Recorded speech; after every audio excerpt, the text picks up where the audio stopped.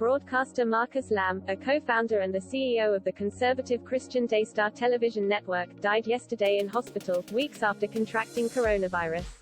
The 64-year-old did not receive the COVID-1 and vocally opposed against them. Double-jabbed, 56, shared the news of Marcus' death on Twitter, calling it another needless tragedy. He wrote, "How many anti-vaxxers have to die from COVID before they realize they're wrong?"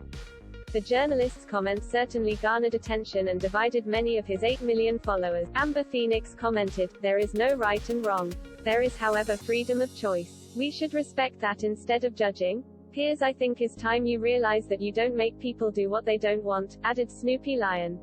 Sick. "Let it take its natural cost, don't force it, my man." Kieran D. penned, "Howard, it's called freedom to choose. And sometimes choices have consequences.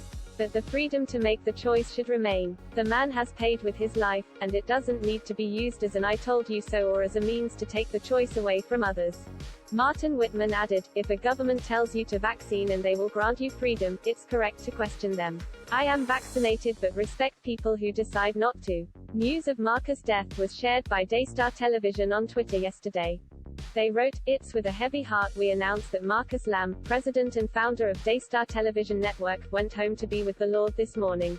Health news revealed. Strictly. The family asks that their privacy be respected as they grieve this difficult loss. Please continue to lift him up in prayer. On November 23, Marcus' son Jonathan Lamb urged Daystar listeners to pray for his dad to recover. His wife Joni Lamb added, "With this thing, it's kind of like riding a roller coaster. It's like, you'll just be up and everything's great, and then you have a little lull, and then you come down low and then you come back up, but from everybody that I talk to, I think that's the pattern." She went on to ask listeners to pray specifically for his lungs to clear the COVID pneumonia and his oxygen level to continue to be strong and go up so that he could return home. Jonathan went on to describe Marcus' COVID infection as a spiritual attack from the enemy to take down his dad. Last night, he took to Instagram to pay tribute to his late father. As part of a lengthy caption, he wrote, "I'm going to really miss Dad. We golfed together every week for the past 15 years. He impacted me by demonstrating a righteous way to live and helped me become the man I am today. Dad, I love you so much and I'm going to do my best to carry on your legacy."